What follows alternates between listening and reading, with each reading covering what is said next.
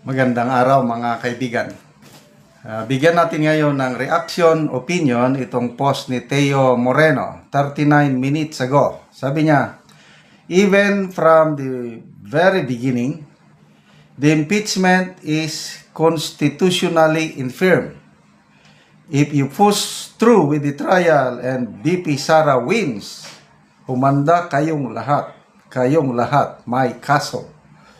Okay, i-share ni Teo Moreno ang post ng Inquirer.net.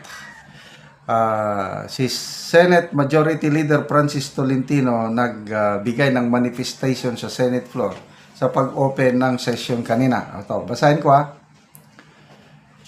Senate Majority Leader Francis Tolentino makes a manifestation on the Senate floor saying the impeachment case against Vice President Sara Duterte is functionally dismissed if the Senate fails to conclude the trial before June 30, 2025. This, sabi ni Tolentino, isang abogado ito This principle is affirmed internationally.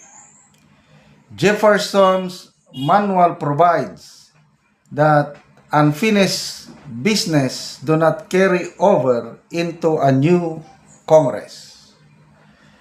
If we cannot conclude the trial before June 30, 2025, we must recognize this impeachment case is functionally dismissed by constitutional operation and no action can be taken by the 20th Congress on the matter for lack of constitutional authority. Kahit anong pilit, hindi maitatawid, lalo na kung lalabag sa saligang batas. Yan po ang pahayag ni Senator Tolentino. Magbasa lang tayo sa mga comments bago tayo magbigay ng opinion. Patrick Benedict Medina, he should have manifested his Duterte support from the very beginning. Baka nanalo pa siya. O nga no, sayang. But redemption knows no time. He still has time, however little it may be. Banje Marino, victory is for our country and Filipinos. Wagi si Darna. Rudy, nag-flip si Tolentino as a revenge for not being supported by BBM sa election. Even members siya ng slate na wanted to redeem himself to be an independent for 2028. Parang ay nako. Bumalimbing. Ako ni scrap buyer. Tolentino still needs until June 30 to conclude while the people knows a one-day impeachment is already dismissed and should be in a trash bin long before. Carl Acasio, sayang katol. Balimbing kasi. Belen Ranara, wanna end your political career? Just betray the Duterte. Okay. So, ito, opinion ko na lang din ito Tolentino, Escudero. Magkasangga yan dahil Senate Majority Leader Yung mga earlier pronouncement ni Senator Escudero, very sure siya na mag-cross ang impeachment sa 20th Congress. Kasi kinakalendar niya na ang trial magsimula sa July pag-resume ng 20th Congress. Yun ang palaging sinasabi ni Senator Escudero.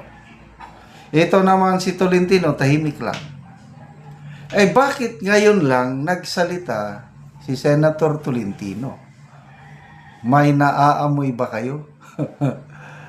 May naamoy. Yung nabasa kong comment na bumalimbing na, naghahanda na para sa 2028. Baka sakaling tanggapin ulit ng mga Duterte or Gusto niyang babawi sa mga DDS.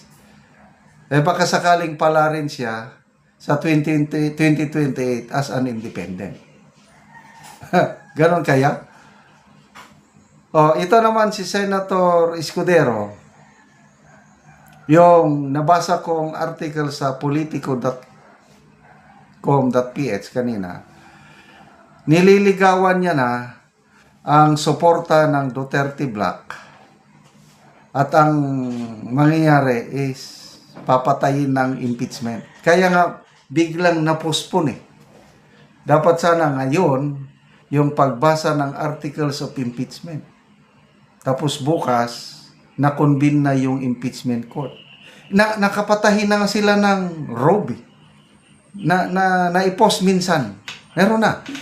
Nag-post din si Direk Daryl Yap. Sinabi niya na ilang beses daw pinatawag ng Senate leadership si Senator Amy noon para magpasukat ng robe para gagamitin sa impeachment. Kaya lang, minsan hindi daw sumunod si Senator Amy dahil ayaw niyang matuloy ang impeachment ni BP Sara. So nakahanda na silang lahat.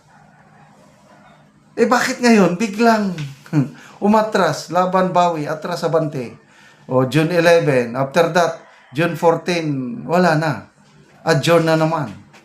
O ano pang mangyari? Eh talagang dead on arrival na ang impeachment case ni BP Sara. So, ano? Maligaya ba kayo? Ako, may portion na maligaya, may portion na malungkot. Bakit?